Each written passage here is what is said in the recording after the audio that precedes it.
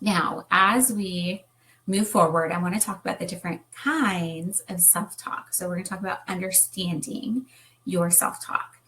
And so there's actually many different categories of self-talk. And so, of course, positive self-talk. So positive self-talk is uplifting. It's helping you feel better about yourself, your situation, the world around you, right? That positive self-talk is wonderful and it's supportive. So feel free to put in the chat and share what's something positive that you say to yourself. I would love to hear that as well, not just the negatives. What are some of the positive things that you say to yourself? And we're going to dive a little bit deeper into those things here in a moment. Now, there's also neutral self-talk. So positive self-talk, you can think of it as making you feel better about yourself, your situation, your business, the world around you, when you think or say these things to yourself or about yourself. Because again, we can also have self-talk because we can speak it to someone else about ourselves too. Now, neutral would mean it's just neutral. It doesn't change how you feel about yourself, your situation, your business, the world around you. It just is. Okay, but negative is when it's something you think or feel that, or say, right, that is going to make you feel worse about yourself, your situation, your business, and the world around you. And so there's 4 different categories I have here of negative self-talk. And so one of those categories is catastrophizing. And so that is when we play the what if game. And so as I go through these, if one of them resonates with you, feel free, absolutely put that in the chat for me. So catastrophizing is playing the what if game, in that a lot of times it's like, what if this happens? What if that happens? And it snowballs. Okay, so we're generally worried about the future. Okay, so we're worried about, like, well, what if that happens? Or what if I make this mistake? Or what if nobody shows up? Or what if nobody buys, or whatever the case may be for you. And those thoughts amplify anxiety, right, and worry and stress. So that's the first negative self-talk category. The second one is blaming. Okay, so this is when you have this feeling like you're blaming yourself for outside circumstances, right? Things that may not even be outside your control.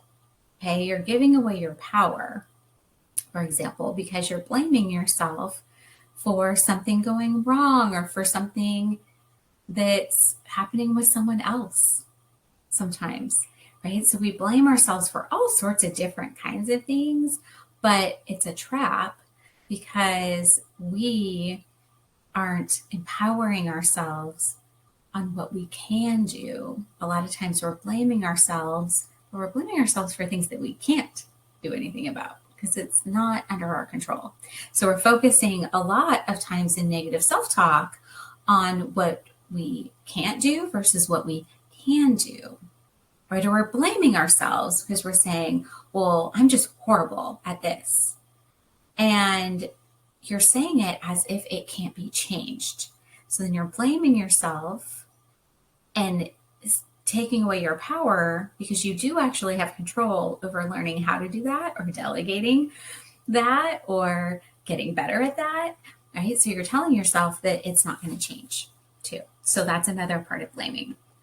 So rehearsing. So when we do this mental rehearsal, sometimes that can be not a bad thing, right? So we can practice a future event, play it through in our head. But when you do it in a negative way, right? So that can be positive. We can absolutely, and we're going to talk about this with self-hypnosis too. You can have mental rehearsal in a positive way, but you can do it in a negative way. And so you can play it out to the worst case scenario, very similar in that way to catastrophizing. So, where you can play it out over and over again, the possible ways it may unfold. Are you doing that negatively or positively? And then the last one on here is rehashing. That's when we're focused more on the past. So catastrophizing a lot of times is focused more on the future, or mental rehearsal is focused on the future. And rehashing is focusing on the past. And that can again go hand in hand with blaming as well, because we can blame ourselves for past mistakes or past perceived failures, right? And we just go over and rehash these things over and over and over again of what went wrong, right? So that can be negative as well. So those are the different types of self-talk to be aware of.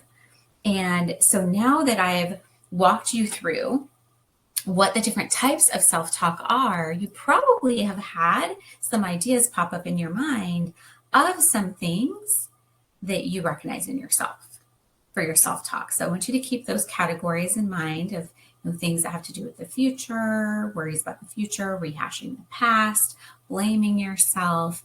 And we're going to take about 5 minutes right now.